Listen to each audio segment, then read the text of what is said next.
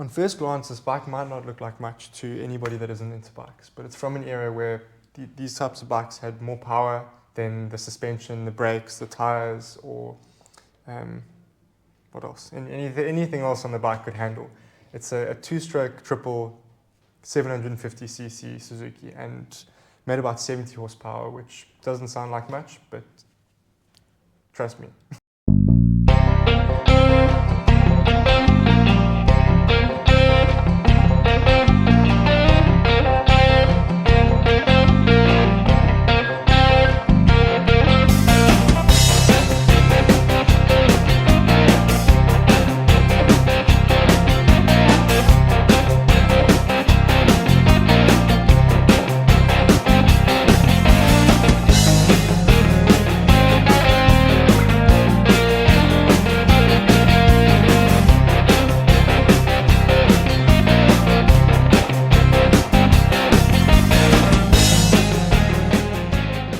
Produced from 1971 through to 1977, with a couple of different changes through its life cycle. But yeah, these three-cylinder two-strokes are really special. This was the first water-cooled Japanese bike, production bike, wow, if I'm not mistaken. But yeah, they started off in 1971 with drum brakes. And there were a couple of upgrades. I think they had about 65 horsepower. For 1972, they tweaked it up to about 67 horsepower with a couple of visual upgrades. And then I think it was 73, they got the twin discs that you see here, 40mm Mikuni carb, and upgraded suspension as well, and 70 horsepower. Which is quite a lot of power for, you know, this frame and the old tires and brakes, as you said. And from a two-stroke, I don't think it's such a simple delivery. It's going to feel like a lot more. It'll feel like a whole lot more power. Yeah, and then the last changes were made in 76, where we were mostly just visual changes, different color clocks and a few different, I think the black side covers and a few other things, but no more performance upgrades.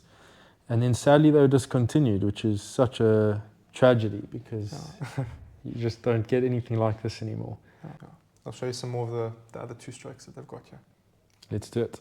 To just show you three of my favorite small capacity two-stroke bikes here at the Bike Forge Museum. First of all, we've got the awesome Yamaha TZR 250 3MA, which, as you may know, is the reverse cylinder model, which is one of my favorites. I might be slightly biased because I have one of my own, but these are, in my opinion, one of the best sounding, if not the best sounding, of the 250 two-stroke sports bikes. And then moving on from that, we've got the 1989 Honda RS125 GP bike. And this one is exactly like the one that one of my racing heroes, Joey Dunlop, raced at the Isle of Man TT, and throughout much of his road racing career in the late 80s, early 90s. So I'm such a fan. And then another one of my absolute dream list bikes is this stunning Suzuki RG250 Gamma, which was the first aluminium frame production Japanese bike, if I'm not mistaken. Super light, about 45 horsepower, and a lot of fun. This is a Chesterfield Max BRG race replica Aprilia RS50.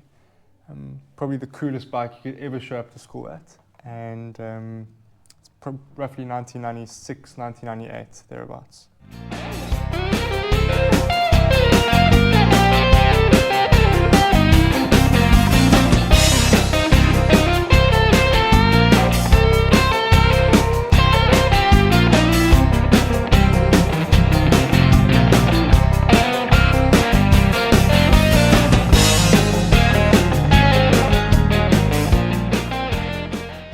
This Bimota SB4 Mirage was designed by Massimo Tamburini, one of the founders of Bimota. The motor was founded in 1973, and this bike is a 1982 model, one of just 272 made. The bike's got an 1100cc Katana engine and makes about 111 brake horsepower. This 1983 Honda CB1100RD was Honda's answer to endurance racing back in the early 80s. Only 4,000 examples ever produced, built by HRC themselves. These bikes are really, really special. This particular example only having covered 15,000 kilometers. This is the 1984 Honda VF1000R and 1000cc V4 motor from, in my opinion, Honda's golden era with the V4 road racing bikes. And just look at this, totally original. These bikes had a claimed 130 horsepower. My favorite part about these, besides the V4 motor, are the awesome Comstar wheels. Just makes you feel like Freddie Spencer himself. 1982 Suzuki J61100 Katana SXZ is one of only 45 built worldwide, and came out with a host of upgrades over the standard Katana, but was specially built for racing, and very, very rare bike. And in fact, my uncle actually raced one of these for the Shell Suzuki dealer team back in the day. Awesome piece of history.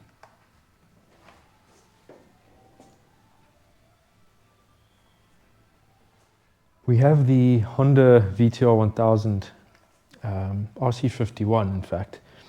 This bike was actually the follow-up from the legendary Honda RC45 V4, which Honda brought out as sort of an homologation special, mass-produced homologation special for World Superbike racing. And these bikes were actually very underappreciated for many years, and I'm seeing lately the values are skyrocketing. Ridden by many legendary riders such as Colin Edwards, Aaron Slight in World Superbike, if you're familiar with the original Castrol Honda works colours. But my favourite race from that these bikes gave us was the legendary last Isleman TT win by Joey Dunlop himself, in the 2000 Isleman Senior TT or Formula One. Absolutely awesome. Magnesium engine covers designed by HRC, really special piece of Honda history. In 1978, a 38-year-old Mike Hailwood won his last Isleman TT. And to commemorate that win, Ducati came out with the Mike Hailwood replica. So it was essentially a standard 900 SS with a very special paint job.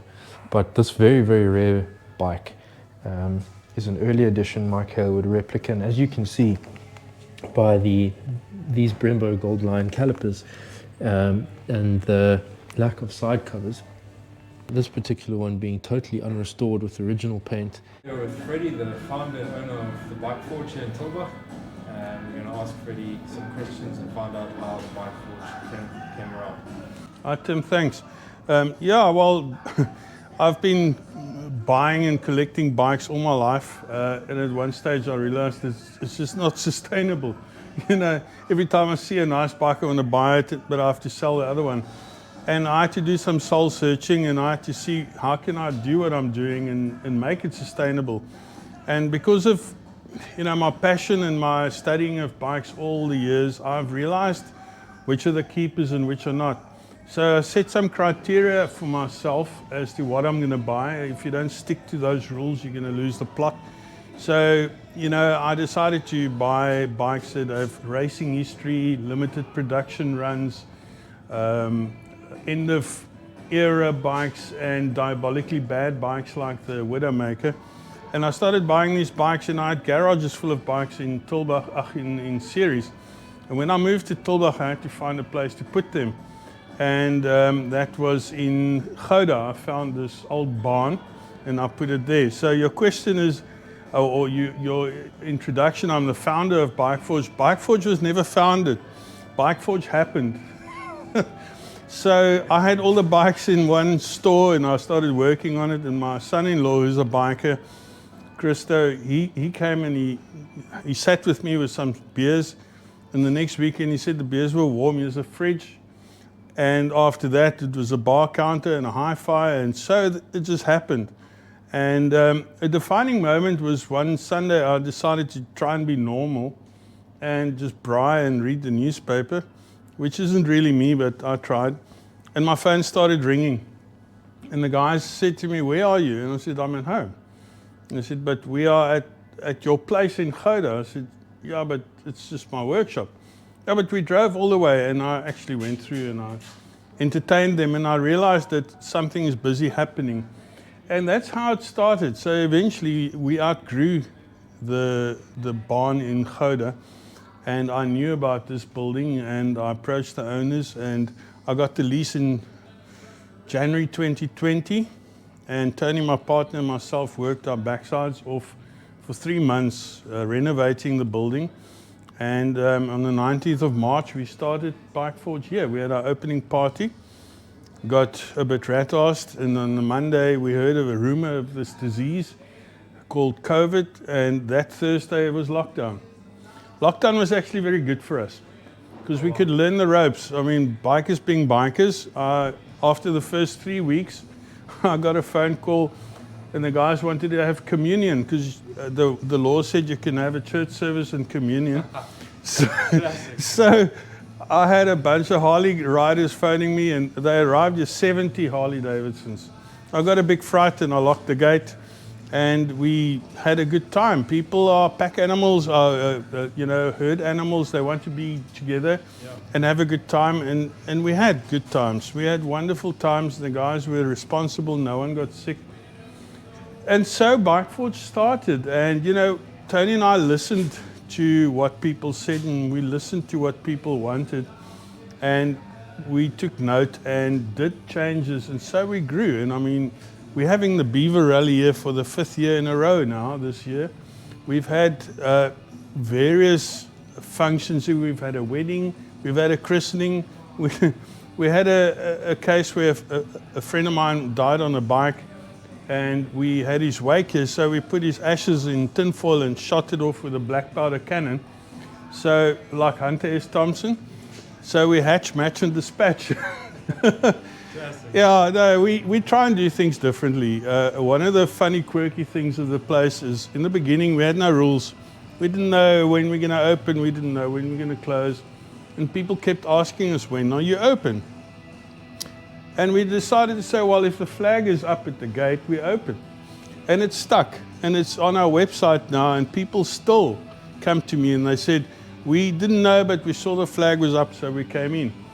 So that's Bike Forge, and that's sort of the mantra that we try and follow as being different. I mean, why be serious? Life is hard out there. So we want this place to be a happy place and a place where you can laugh, where you won't be judged, and we can talk bikes and share our passion. And it's evolved now to a point where this winter, we've had a harsh winter and it was raining a lot. You don't expect bikers to come out, but we have normal people in cars. Old people, ladies and gentlemen coming here, reliving their past, and they love it. So we are very fortunate. We're well supported by people, and we do other things. I love music, and music and bikes, they go together. So we've got a stage, and we have some really good music events here, and it's all posted on our social media, Facebook, Instagram, and our website. And I urge people to come here because it's wonderful. It's just a happy place when you walk out here and you drive down that tree-lined driveway. You get that warm and fuzzy feeling, and you thought, what a joy. That's what I'm trying to achieve here. And I'm really fortunate that we've had such wonderful support. I've had a birthday in the beginning of August, and I decided to have a function where I'm going to just treat all the people that always looked after us for so long. And we invited them. I think 90% of the people we invited accepted. We were 180 people here. I had 2 lambs on a spit, and it was all gone. And it was such a happy happy event. So yes, that's what we're trying to achieve here. And you know, if people share my passion and share my love for bikes, they're all welcome here. Great stuff. Thank you so much for having us.